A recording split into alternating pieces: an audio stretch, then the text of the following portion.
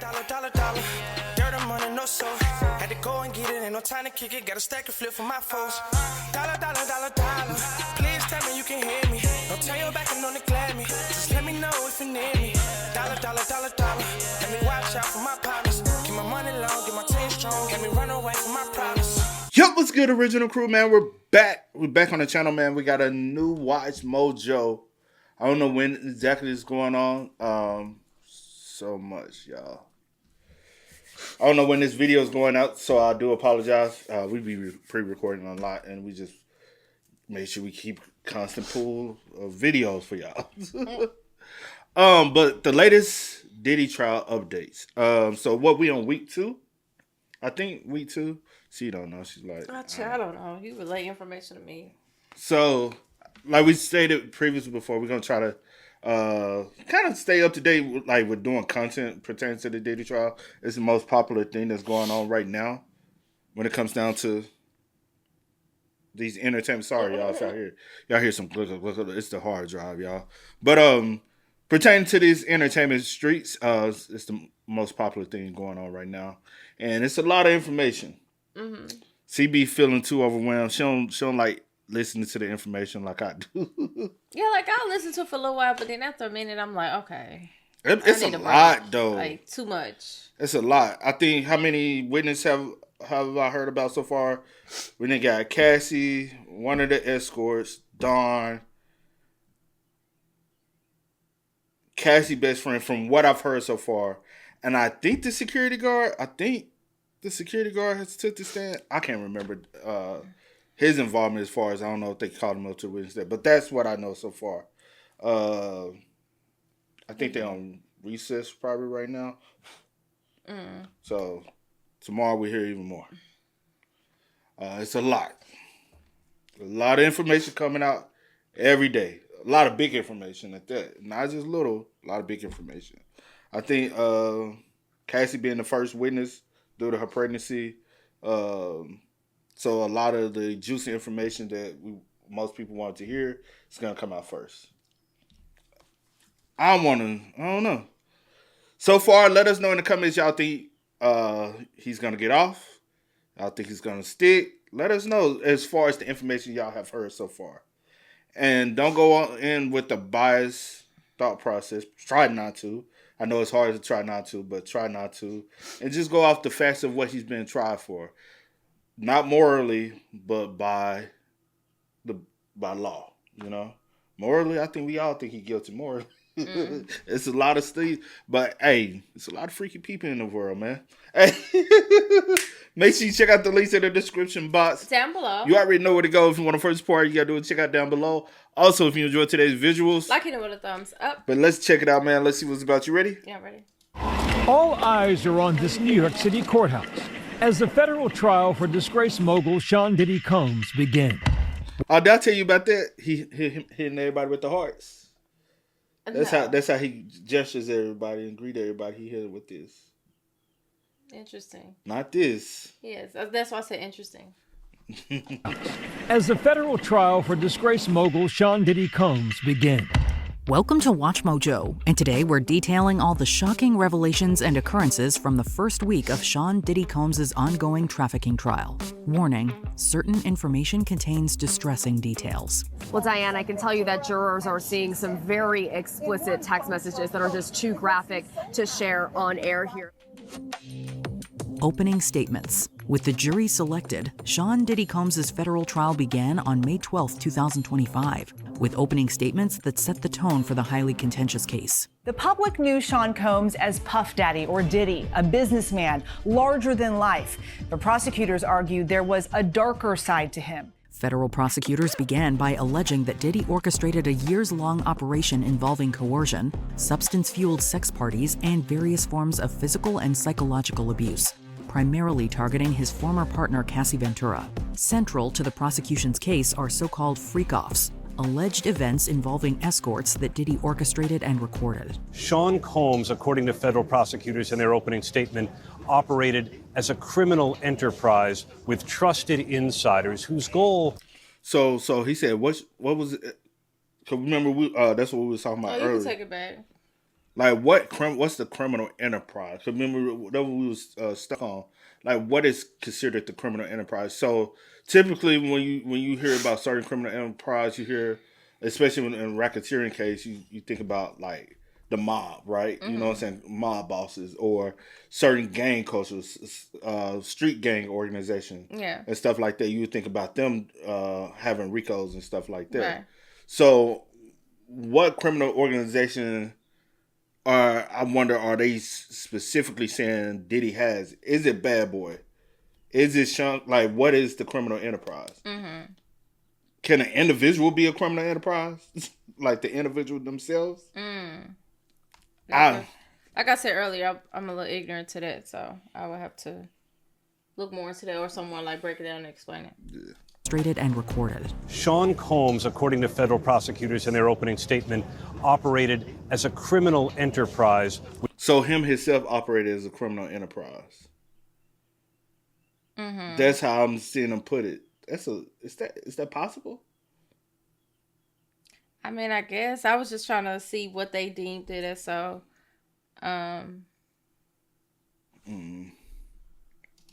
With trusted insiders whose goal was to coerce women into these drug-fueled sex performances. Some of them, prosecutors said, lasted for days.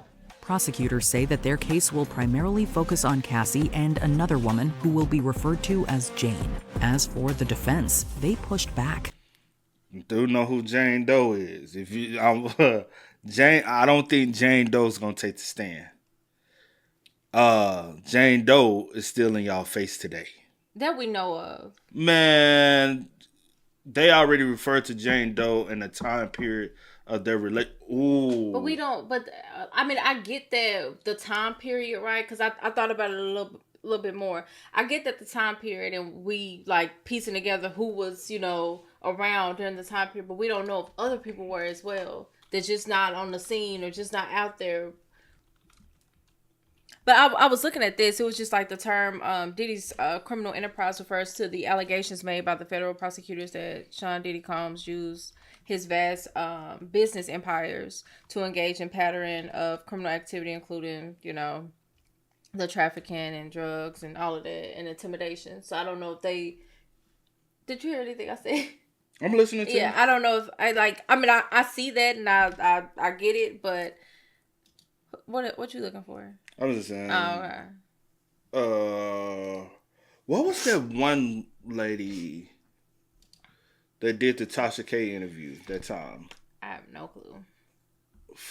Cause what was her name? Like Virginia or something? Maybe, but again, I have no clue. But that sounds about maybe so.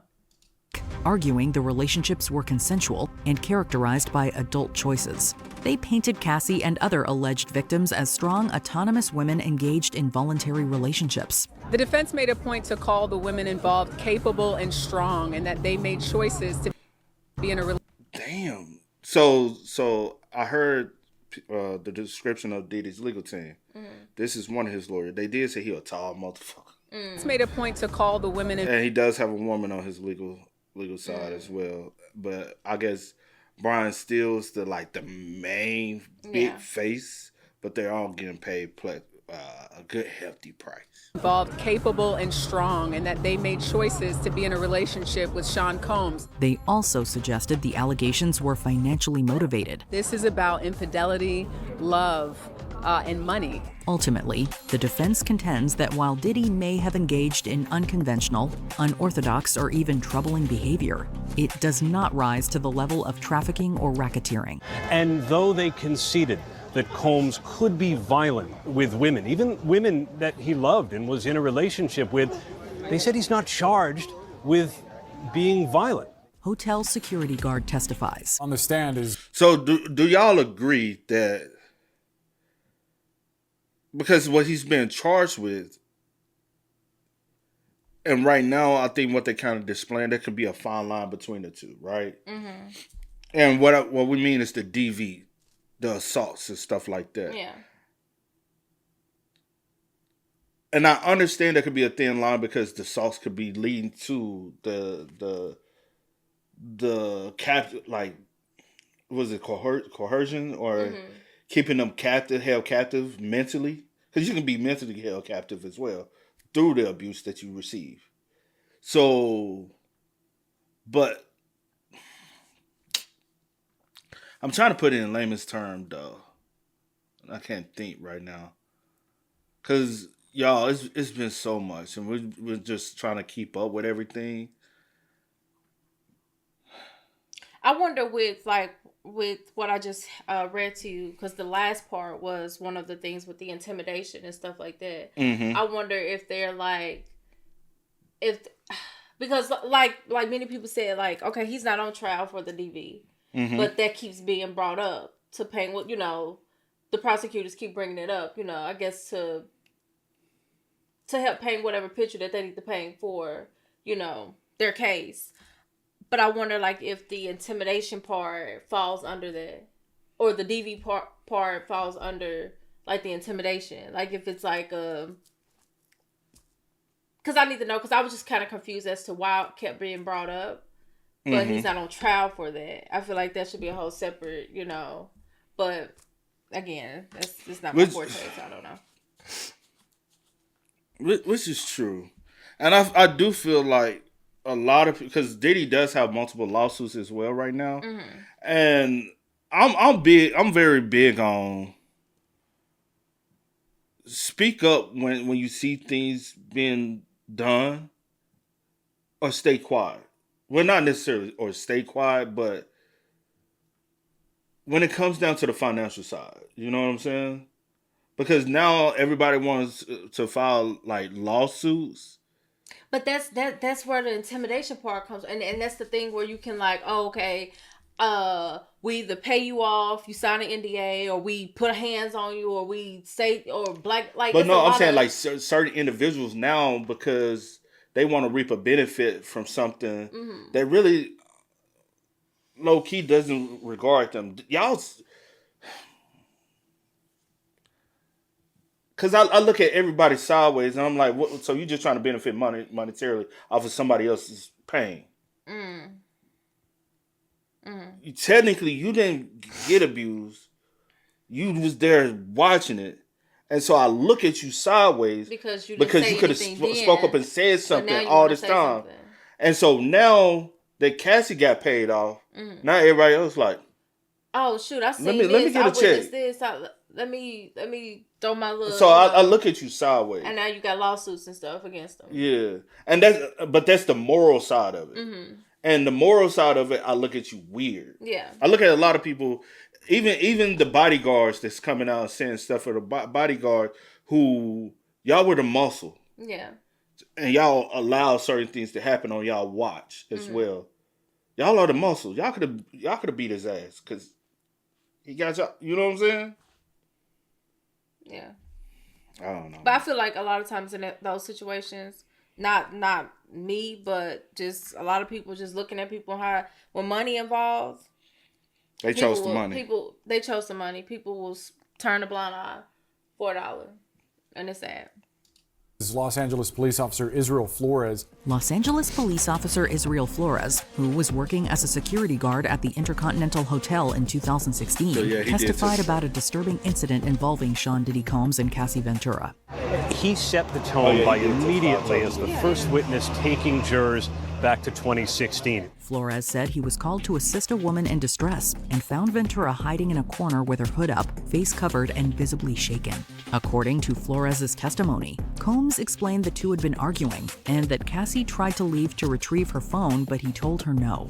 Flores testified he recognized the man in the lobby as Combs, so he's identified Sean Diddy Combs here, and that he found Combs to have a devilish stare. The former guard also testified that he physically positioned himself in the doorway for several minutes to prevent further escalation until Ventura was able to leave the room. The security guard described going back to Diddy's hotel room and standing in the doorway while Ventura grabbed her things. However, as Flores also began to leave, he says Combs allegedly attempted to silence him with money by saying, quote, "Don't tell anyone." Sean Combs tried to offer him money, to give him money to make this go away. Male dancer details orchestrated encounters. Daniel Phillip testified at the trial that he was hired by Diddy in 2012 under the pretense of performing as a stripper, which he says escalated into intimate encounters with Cassie, all while Diddy watched. Phillip stated that he was paid up to $6,000 for these alleged encounters, which were said to have occurred in upscale Manhattan locations. So Mr. Phillip agreed to go to the Gramercy Hotel to do a performance for a bachelorette party. At least that's what he thought. Phillips noted on the stand that Diddy once complained about a lack of baby oil during one of the sessions, a supposed, quote, essential item for the so-called freak-offs. Sean Combs' children, his mother, came to court to support him, but when the testimony became graphic, his daughters stood up and walked out. The alleged arrangement purportedly... Because I think they really haven't been in a courtroom like the rest of the kids. Now. The girls? Yeah, the girls. Yeah. And I will say this, as information comes out and pertaining to details, I try to make sure I take in every aspect of the detail to see how your account of things also matches up with this person's account of things. Mm-hmm. Even down to the minute details. Yeah. Excuse me. Because that would help corroborate the story. If one little small ounce of detail might differ, now I'm like, who's telling the true story? Right. Because once somebody comes and lie about a minute detail, I might rule it or think of it as a way of what else could you be lying about? Yeah, true. On either side. Yeah. And now does your credibility drops? Yeah. Can I deem you as being truthful on the stand? And the reason why we all can think like this because the jurors is everyday people. Citizens. Yeah. That's just like if one of us was in the courtroom, we would have to be able to process and think about it on that level as well. I think as us who sit back on the back end, watch and speculate, we look at it from a different lens than what a juror would look at it, though. Because I feel like we would judge it a lot off of morality. Like, oh, bro, that boy's a freak. He guilty because he was a freak. But they have to judge it by evidence. And does it fit the means of, you know what I'm saying, what he's being charged with? Yeah. And if all parties are presumed to have will and be at will of doing everything, does that make him guilty? And then, like I also asked you earlier, if a party doesn't indicate that they don't want to be a part of something, does that make the act forceful? No. If you don't approach me and tell me, no, I don't want to participate in something, if you never have stated that, does that make the act of force? And we had that conversation. Mm-hmm. Because one simple word, no. Anything beyond that is force. Mm-hmm.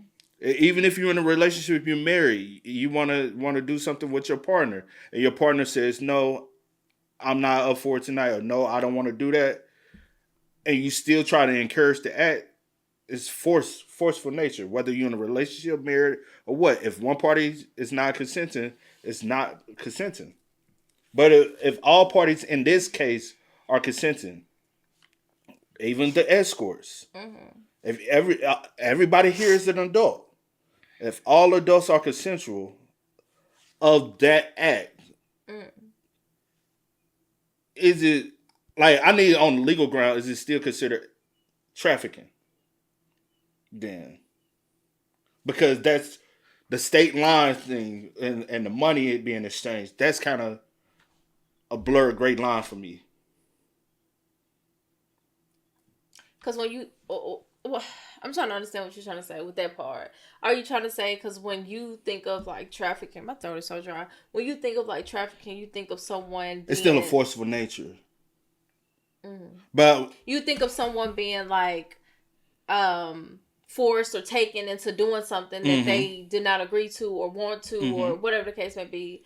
But Yeah, I'm saying. But yeah. in this case, she was like, is it still considered that if the people know that what they're coming out to do, they sign up for it? They even in the, what are they under like some agency? Or these are just rent, like... So some of them work for like stripping companies. Oh, okay. Remember the white guy he actually worked for a company. Remember they said he wore like this what, like, I'm gonna just use the term mascot mask. And he had sex with women on cam. But he worked for a company like that. The black man that took the stand, he worked for a stripping company. So some of them do, some of them. But I don't know. Regardless of the fact they know, you basically saying they know what they sign up for this, or they know what they coming to do. The first guy didn't know what he was coming. The guy that testified, the black guy, the Daniel Phillips, he didn't sign up to go to. He signed up to go strip. Yes, that's what he is. He's a male stripper. He realized what he was doing and he agreed to it. Yeah, Cassie. From his testimony, Cassie approached the door. She came. She was the one who introduced everything. Diddy sat back in the corner, didn't say a word. Yeah. Cassie was the one who introduced everything. He told him, "Hey, this is this," and offered the money. Mm-hmm. He said everything came from Cassie's end. Yeah. Diddy never said 2 words to him. Yeah. And then they interacted with, and then as it went on, it started going more and more. He was mainly, even he stated he was more in contact with Cassie than he was with Diddy. Okay. So what I'm saying is, what makes the difference between in a situation like that, opposed to 2 consensual adults, one being flued out. So say for instance, we wasn't together. I'm this wealthy millionaire guy. I meet a girl in Atlanta. I fly her to Vegas for consensual sex. Mm-hmm. It's that sex trafficking. Morally, I think we all look at it as no. You know what I'm saying? Mm-hmm. Even if I have another partner here say, hey, we trying to do a threesome, I want you to come in, and she flies out. But now, 2 years later, the girl said, nah, I really didn't like that. It's that sex trafficking because at the time we all consenting adults. You get what I mean? Because could it be regret? Because, and that is a good question, and I would like to know, because just this little statement right here says the United States recognizes 2 primary forms of trafficking in persons: forced labor and sex trafficking. And then the basic meaning of these forms of human trafficking and some unique characteristics. I have to really read it so I can process it. But that's what I've always thought of it being, forceful nature. Yeah. Someone doing something, out of their will, or whatever the case may be.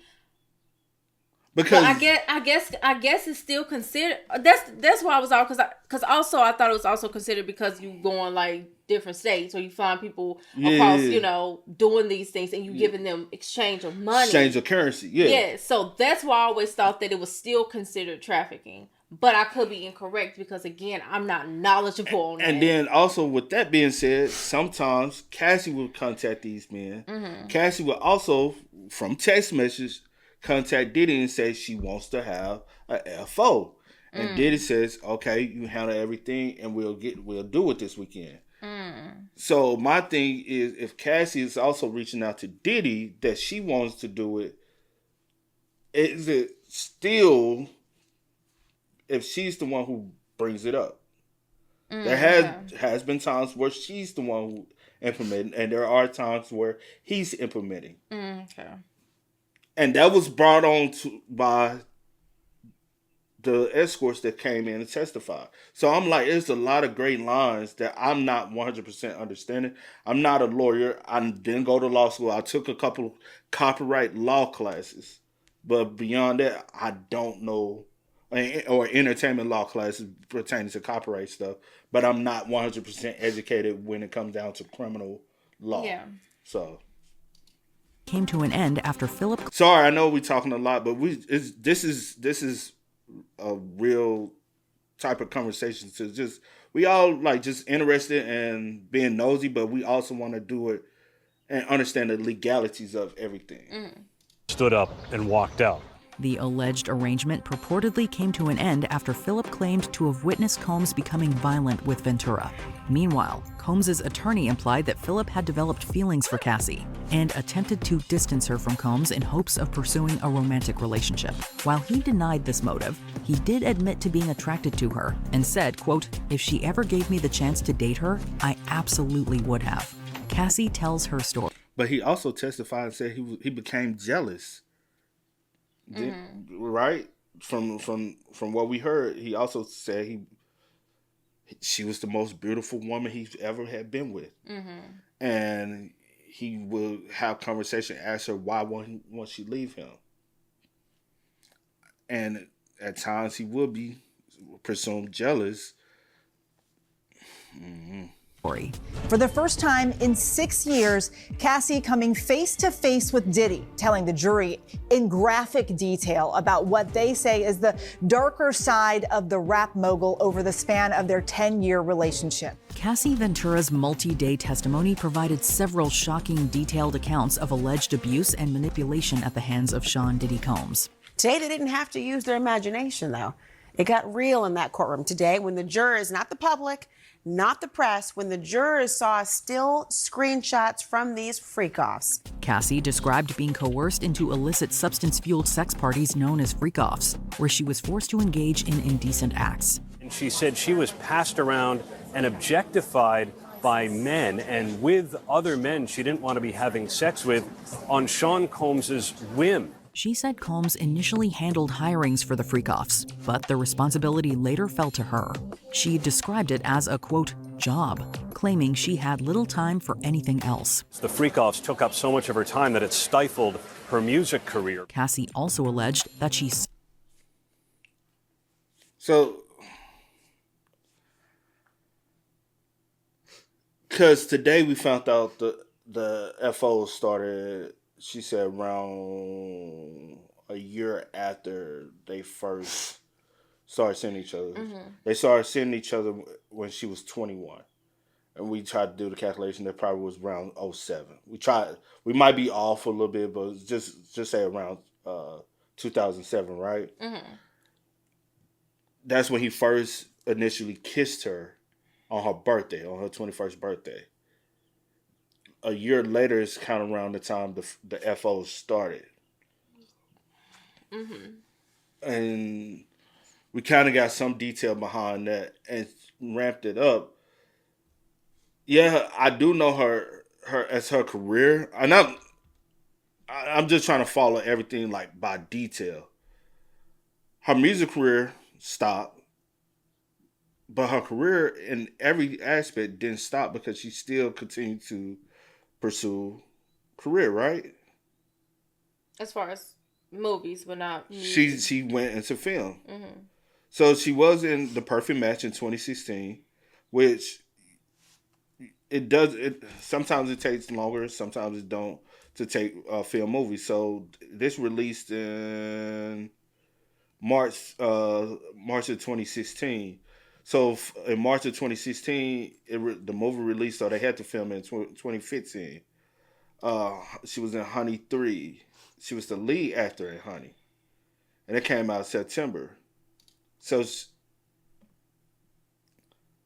I don't know.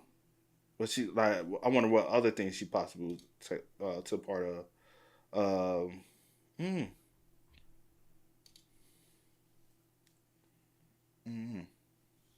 Sorry, when we look over here, we're looking at, we're Googling things and information.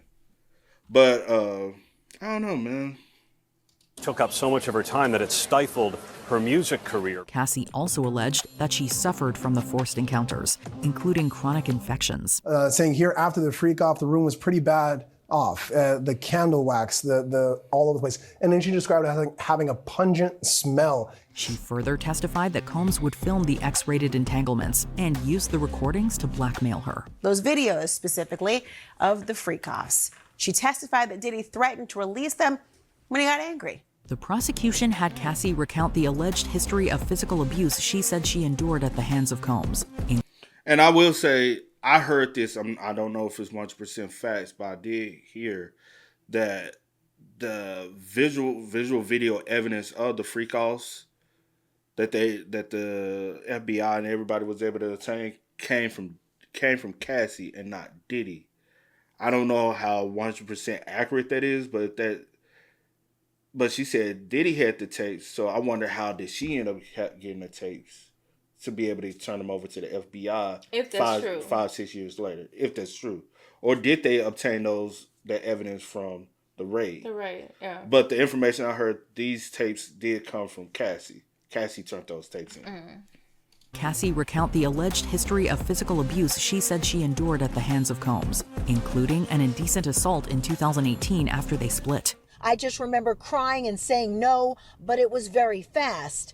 I don't know if he noticed. She claims members of his staff not only witnessed violent incidents, but also the aftermath. Cassie recalled one instance where a security guard was purportedly so affected by her appearance that he broke down in tears. She felt, quote, scared, trapped, like how do you get out of this situation? In addition to stating that she saw Diddy assault others, Cassie reiterated an allegation from her civil suit that Diddy threatened to blow up Kid Cudi's car after discovering their relationship. So he then organized a dinner where they sat down and discussed it. He threatened to blow up the car. He threatened that he would not be in the country when it happened, according to her testimony. Not long after the threat, Cudi's car exploded in his driveway. In 2012, Cassie alleges that Combs was so enraged over her dating Cudi that he blew up Cudi's car. Through a spokesperson, the rapper, born Scott Mescudi. You think Kid Cudi should come out and testify? Pertaining to those events that happened. Well, I guess he wouldn't know who actually did it because that's what I'm saying. What does he testify? Like, well, he would be able to testify about the having sit down and having the because they did have a sit down. It was Cassie, Cudi, and Diddy, and they had a sit down conversation where Diddy supposedly forcefully made Cassie tell him, "I'm done. I'm done with you. Cut you off."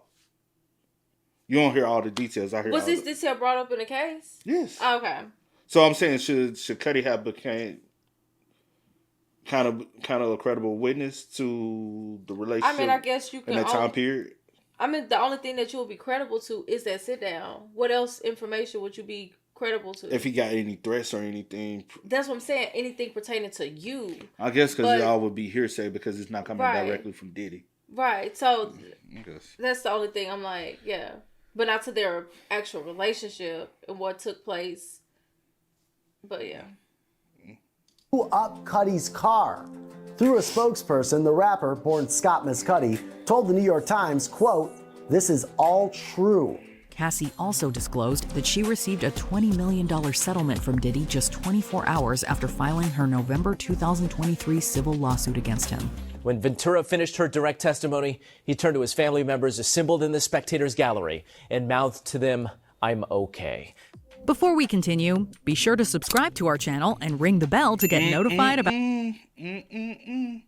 Now, a lot of, I will say, like, reference where some of the information I'm getting, I'm almost caught up all the way up to date with Rotten Mango as Stephanie talks about the case. So I'm watching that on my own, not reacting.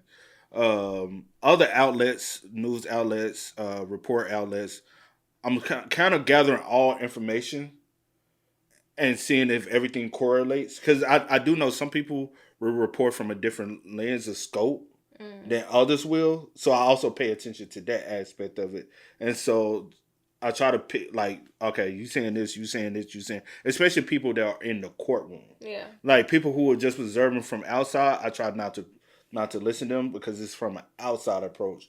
I'm trying to listen to people who are actively in the courtroom, gathering notes and hearing the information firsthand. Mm-hmm. Because I don't need you. I heard this from this, and I'm like, yeah. Cassie's cross-examination. The defense's cross-examination of Cassie Ventura saw Diddy's legal team focus on the pair's past relationship, painting it as initially loving and consensual.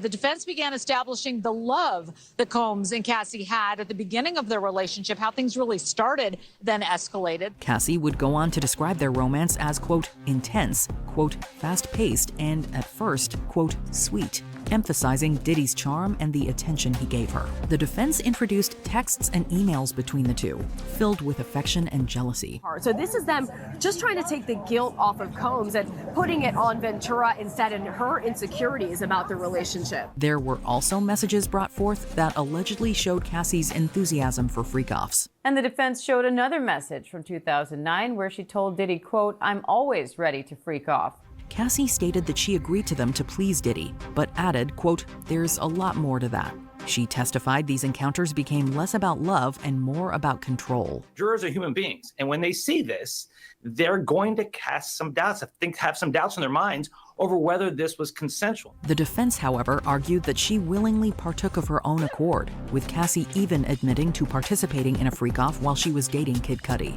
Cassie also clarified that the baby oil used was not, quote, laced with anything, something that had been rumored. The defense also pressed Cassie on both her own and Diddy's state of mind during the violent incidents, including the one at the Intercontinental. Cassie acknowledged struggling with substance use and disclosed that Diddy once OD'd on painkillers at a party in 2012.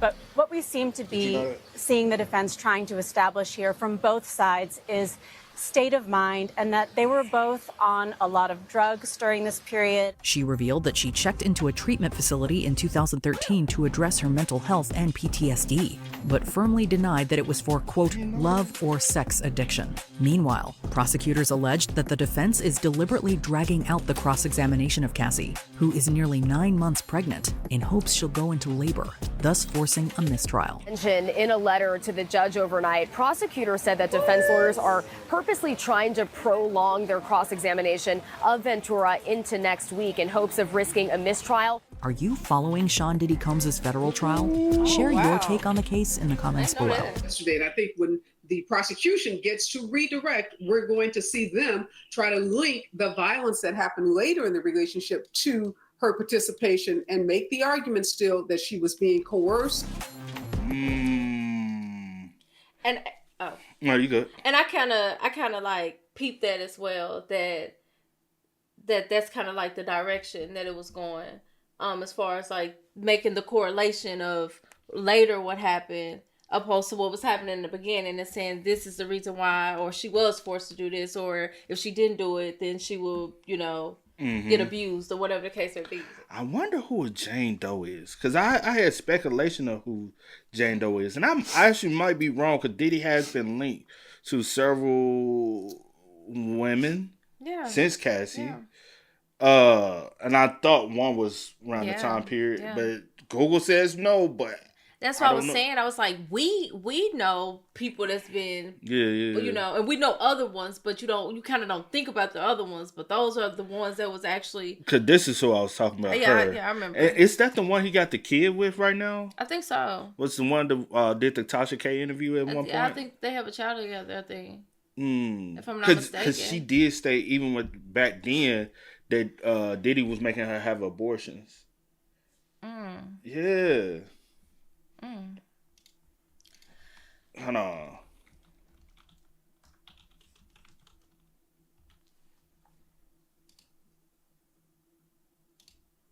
No, that's not her.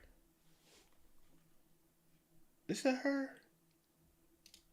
Oh, that's not her. Wow. That's another girl. And that's what I said. It's like so many, like, I feel like so many girls. Could that can't be, keep could up. she be Jane Doe then? I have no clue. But I do remember her from the interview, though. This was the one from the interview. Yeah. But, yeah, that's a different woman. Whoa. So he actually got a type. He kind of got a type, though. But, outside of Kim.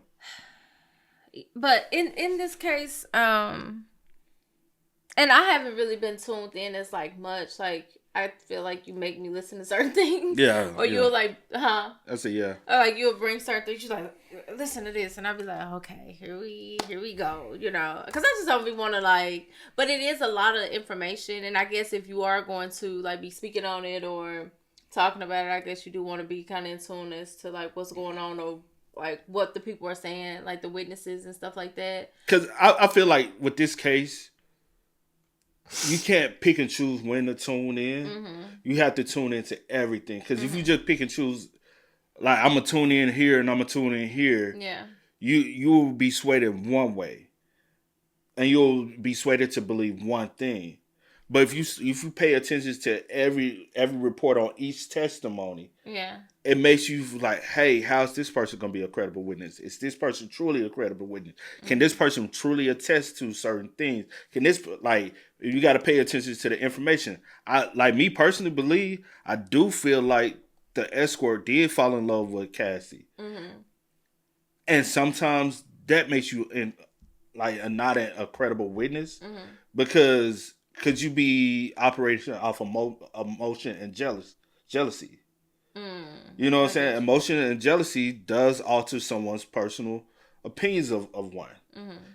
And he became, you know what I'm saying, he wanted a relationship with Cassie. With Cassie, yeah. Cassie, and then he talked about an intimate time that him and Cassie had where he thought, you know what I'm saying, it was leading to one. But if you try to use some kind of logic, it could have been something else. So if I do say, if you're gonna follow this case, you have to follow every aspect, and not just pick and choose when to tune in. Mm-hmm. And side part, you might, because I do like with the baby oil thing. Even when we was watching stuff and it was being reported about the baby oil, everybody was like, "Man, they got the baby oil because of this. It was drugs in the baby oil. That's the reason why." And I was like, "Is that factual?" Everybody, yeah, that's factual. Yeah.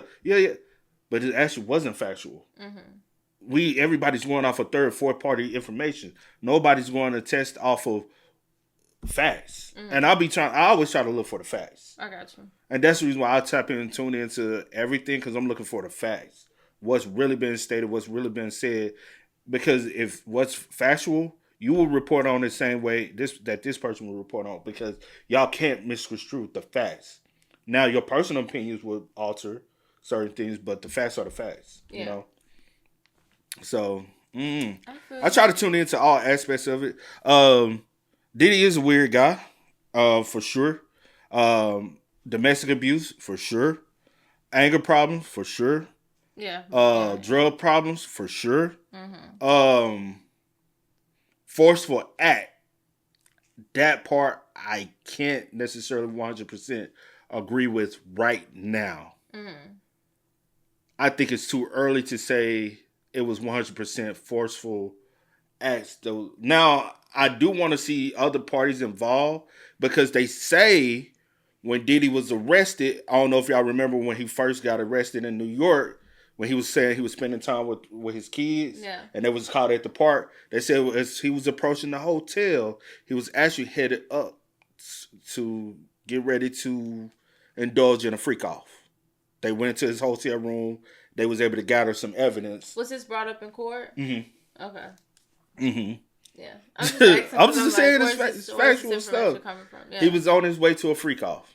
Mm-hmm. So if he was on his way to a freak off, he's a freaky guy. He who and my thing is, the freak off precisely has never been stated that Diddy was doing anything with the other men. Physically as with of the now as of right now that you've heard, physically with the other men. I ain't talking about the other stuff he was doing from the other men. From the corner. He was using other people's milk.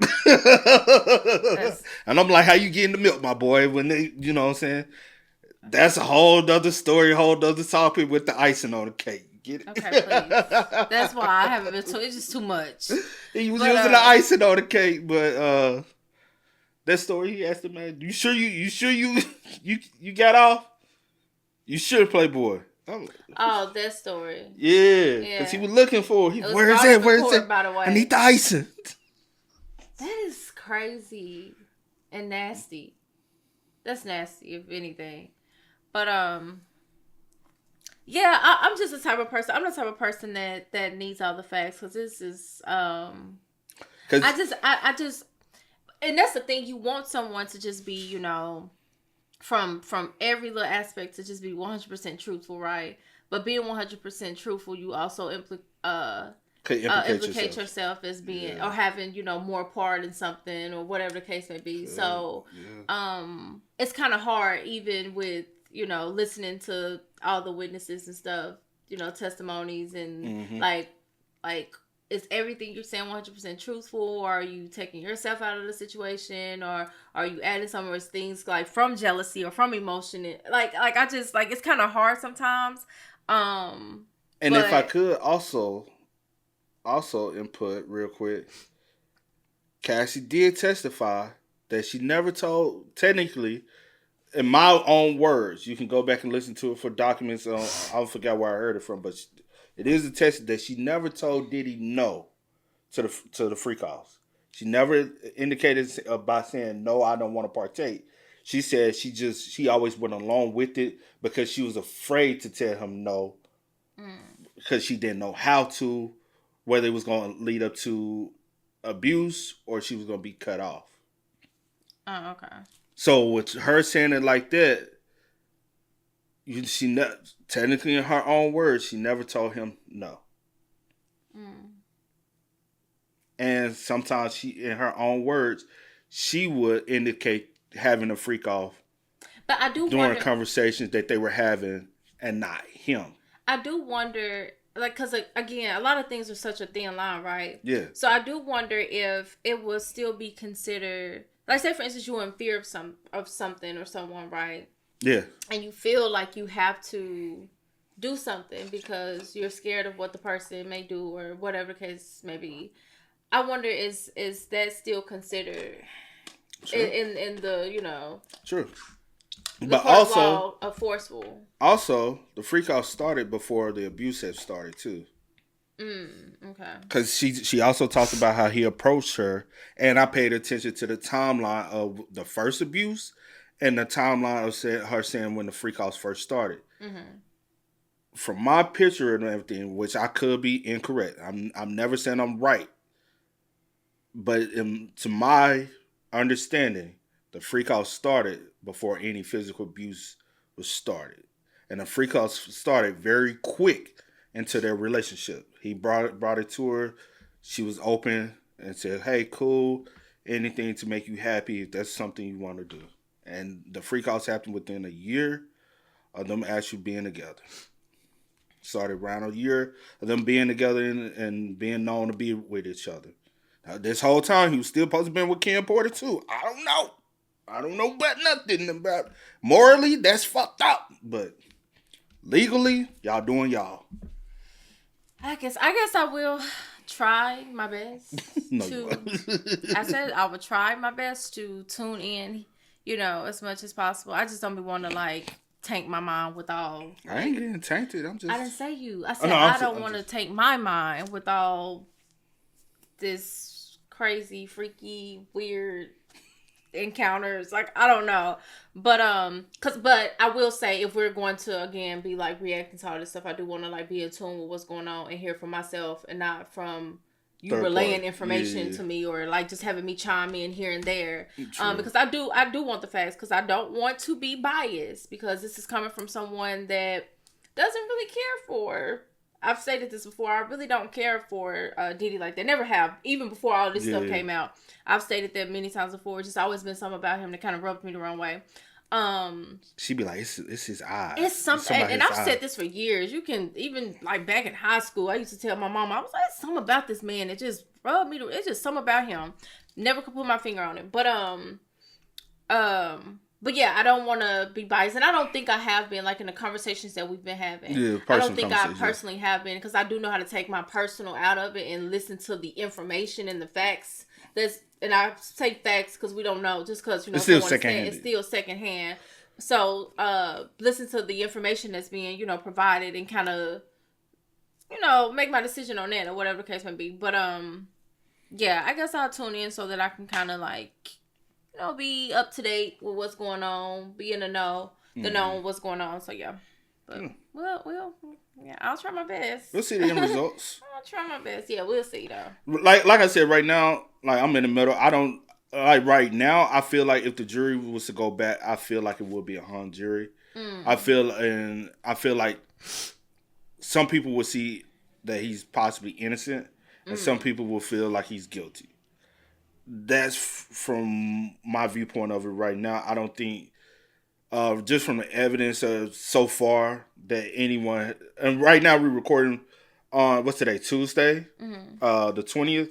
So that's from the information we've been privy to from Monday, and we're still listening to new information and getting that new information out. So we don't know, but that's just how I'm seeing. I'm like, some people might be hung up. Some people might look at it as like, hey, it's a bunch of consensual adults doing some freaky things, and some people would have sympathy for a lady and be like, hey, I believe she was forced against her. And I do have sympathy for her, especially in regards to like the DV and stuff like that. Yeah. Like that's for sure. Like we see that on video. Like you dragging and hitting and kicking, you can't hide that at all. Yeah. But as far as what was going on in the bedrooms and stuff like that, I can't. Like I don't know. I would have to like hear more and see. Like everything. Be placed out. I need text message. Like I'm that type of person. Like I need all of that so that I can then formulate like, oh shit, it's some crazy stuff. Like, yeah, but because here so far from the escorts, Cassie was the one who, never mind. Enough all that. But y'all spam us up, man. Or because she have been. That's a factor as well. And that's what I said. Like it's such. That's a factor as well. Like you know for sure. Like she. How long was it that she was there? 10 years? From 21, when she turned 21 in 07. She left in September of 2018. So that would be around 11 years. Because she said he first approached her in his hotel bathroom on her 21st birthday, and he kissed her. She said she was caught off guard by it. It was kind of, didn't know what was going on. Because at the time, she was dating a popular, famous singer, songwriter, producer, Ryan Leslie. And he was in a relationship with Kim. And she said she didn't know how to take it. All the way up to, and then from there, everything kind of sped up. They started moving a little fast. Moving fast. Up until the point where, within a year of that, now the freak offs are starting to happen, which is pretty fast. Yeah, we'll see how things unfold. Yeah. Y'all let us know y'all thoughts, man, in the comment section down below. But until next time, y'all know how it go, man. I do go by the name DJ New Kid. This is Sierra Nicole. We are. We out.